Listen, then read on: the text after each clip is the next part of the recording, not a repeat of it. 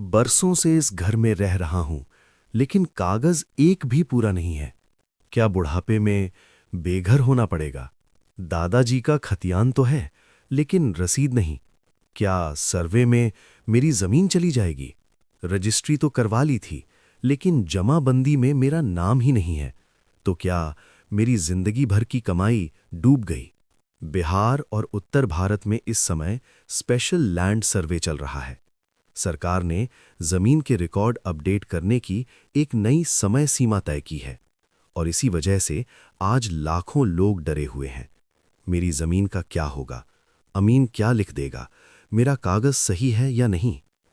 अगर आपके पास खतियान है लेकिन जमाबंदी नहीं, या रसीद है लेकिन पर्चा नहीं, तो सावधान हो जाइए। आज मैं आपको बिल्कुल देहाती भाषा में समझाऊंगा कि खतियान, जमाबंदी, पर्चा, शेड्यूल और एलपीसी, इनके बीच वो बारीक फर्क क्या है जो 2026 के नए सर्वे में आपकी जमीन को सुरक्षित रख सकता है। सबसे बड़ा भ्रम, खतियान और जमाबंदी। सरल भाषा में समझिए, अगर खतियान बाप है तो जमाबंदी बेटा है। खतियान वो पुराना सरकारी रजिस्टर है जो दशकों पहले सर्वे के समय बना था, जब आपके दादा परदादा जिंदा थे। इसमें लिखा होता है मौजा, खाता नंबर, प्लॉट नंबर और जमीन की चौहद्दी। खतियान आमतौर पर तब तक नहीं बदलता जब तक नया सर्वे ना हो। लेकिन समस्या ये है, खतियान आज भी दादाजी के नाम है, जबकि जमीन उनके बेटों और पोतों में बंट चुकी है या बिक भी गई है। तो ये नया हिसाब कहाँ जाएगा?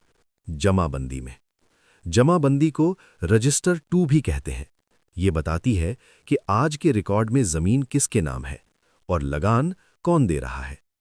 अगर आप लगान देते हैं तो रसीद पर जो नंबर लिखा होता है वही जमाबंदी नंबर है। यहां 90% लोग यही गलती करते हैं, सिर्फ रजिस्ट्री देखते हैं, जमाबंदी नहीं। अब बात करते हैं पर्चा की। सबसे खतरनाक लेकिन सबसे ज्यादा नजरअंदाज किया जाने वाला कागज। सर्वे वाले जो पर्ची देकर जाते हैं उसे हल्के में मत लीजिए। ये पर्चा बताता है कितनी जमीन नापी गई है और किसके नाम पर चढ़ाने का प्रस्ताव है। अगर इसमें नाम, चौहद्दी या रकबा गलत हो गया और आपने समय रहते आपत्ति नहीं दी, तो वही गलती आगे चलकर सरकारी रिकॉर्ड बन सकती है। 1 डिसमिल का फर्क भी दिखे तो तुरंत आपत्ति दीजिए।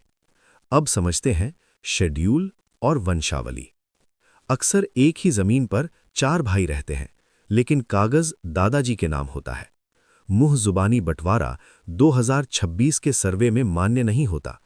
अगर रजिस्टर्ड बंटवारानामा नहीं है तो जमीन संयुक्त खाते में चली जाती है और आगे चलकर कर्ज, विवाद और कोर्ट कचहरी की परेशानी बढ़ जाती है। अब बात करते हैं एलपीसी की, लैंड पोजेशन सर्टिफिकेट।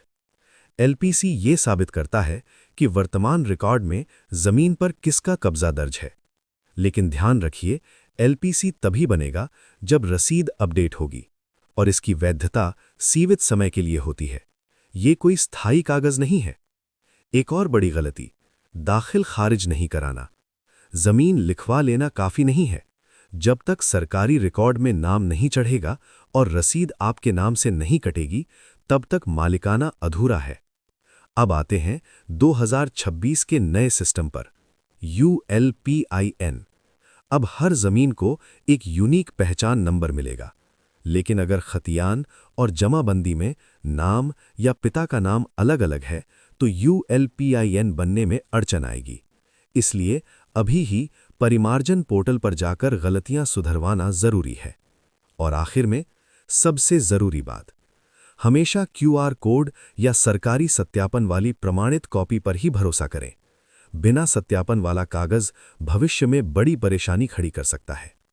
ये जानकारी वर्तमान सरकारी प्रक्रियाओं पर आधारित है। अंतिम और वैध जानकारी के लिए संबंधित अंचल कार्यालय या आधिकारिक पोर्टल से पुष्टि जरूर करें।